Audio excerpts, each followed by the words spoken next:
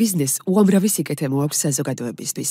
ის ქმნის პროდუქციას, აწვდის სერვისებს, ასაქმებს ადამიანებს, იხდის გადასახადებს, რითიც ივსება ქვეყნის ბიუჯეტი.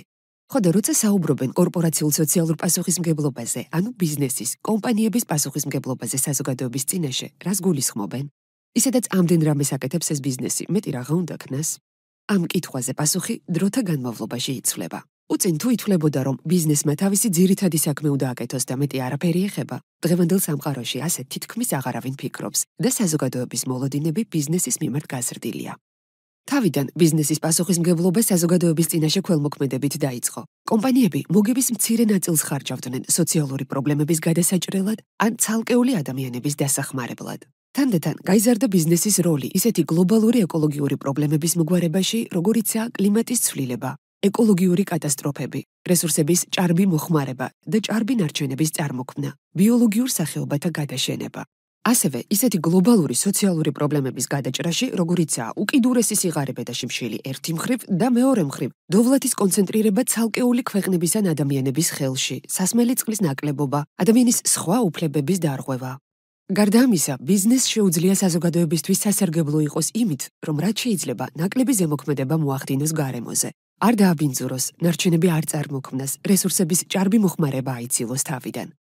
თანამედროვე საზოგადოება აგრეთვე ითხოვს ბიზნესისგან, რომ დასაქმებულებს შეუქმნას კარგი სამუშაო პირობები.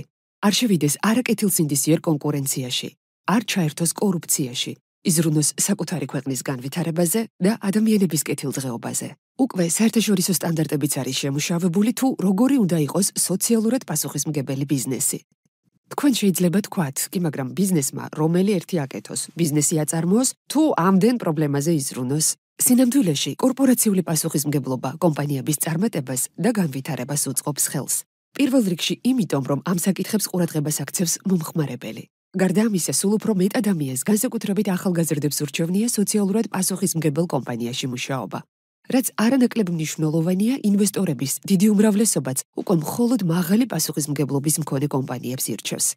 ამიტომაც პასუხისმგებელი კომპანიები სინამდვილეში ყველაზე წარმატებული კომპანიები არიან.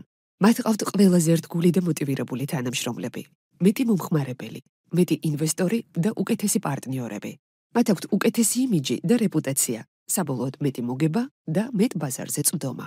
ბევრი გარემოსდაცვითი ინიციატივა კი ხარჯების შემცირებასაც იწვევს. მაგალითად, ნაკლები ელექტროენერგიის, წყლის ან სხვა რესურსების მოხმარება გარემოსაც იცავს და კომპანიის ხარჯებსაც ამცირებს. სწორედ ამიტომ ამბობენ, რომ კორპორაციულ სოციალურ პასუხისმგებლობას ყველასთვის მოაქვს მოგება.